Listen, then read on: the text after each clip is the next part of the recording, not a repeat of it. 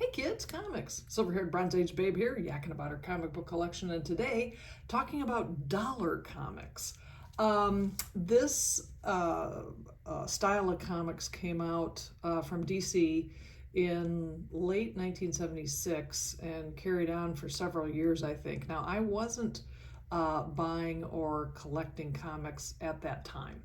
Um, at least not the titles that ran the dollar books. I was still basically focusing my efforts on my Superman title book, so I was blissfully unaware of these until later in my collecting life. In fact, this book is a recent addition to my collection because it's a Neal Adams cover that I didn't have from a title book that I always love, which is The House of Mystery. And in fact, in this book, it touts the fact that this is the first, I think, along with Superman Family, attempt at creating, having a $1 price tag for 80 pages of all new stories. So they were trying everything they could, I think, to keep the kids in the comic book fandom. This is another great Neal Adams cover. This is House of Mystery number 252. I got these recently from a eBay seller because here the cover I was really after was this one, House of Mystery number 253. I saw some original art that Neal Adams had done for this on their Continuity Studios claim sale and auction. And I just had never even seen or been aware of this cover, so I had to race out there and get a copy of it. I just love it. Bad baby. Did this camera just move? I'm sorry. This is another Neal Adams cover. I remember reading an article with him where he talked about this as actually one of his favorite covers, and what he liked about it was the eyes that he drew for the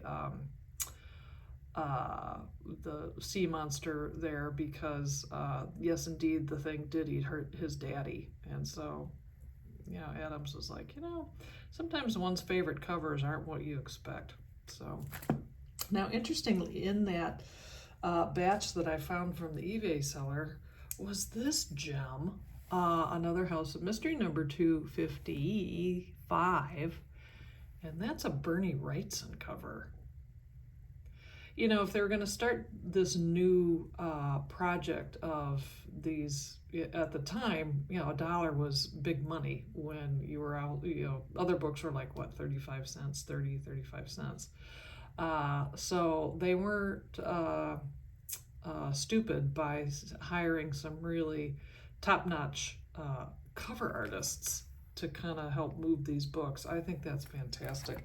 And then it got me thinking about the other dollar books that I do have in my collection. And again, this is a Neal Adams cover. World's Finest, I think, is maybe the title that went the longest with the dollar book in their regular run.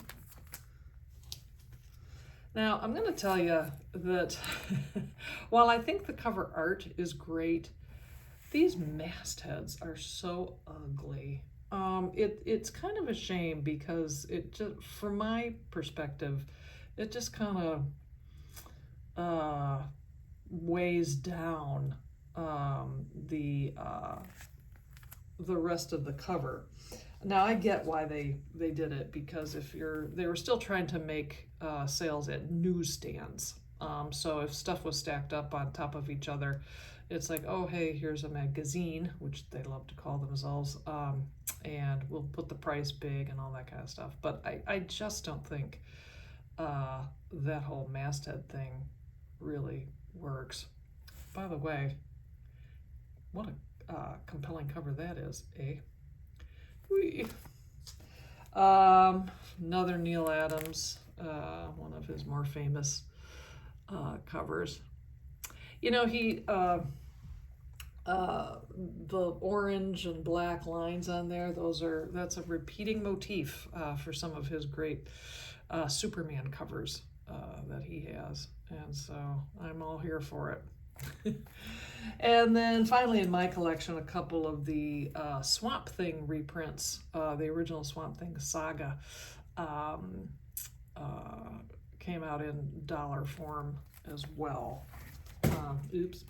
And so the Swamp Thing, if you haven't read the Swamp Thing run from back then and you don't have the bucks or to get each individual issue, this Swamp Thing saga, which came out in 1979, is totally worth picking up.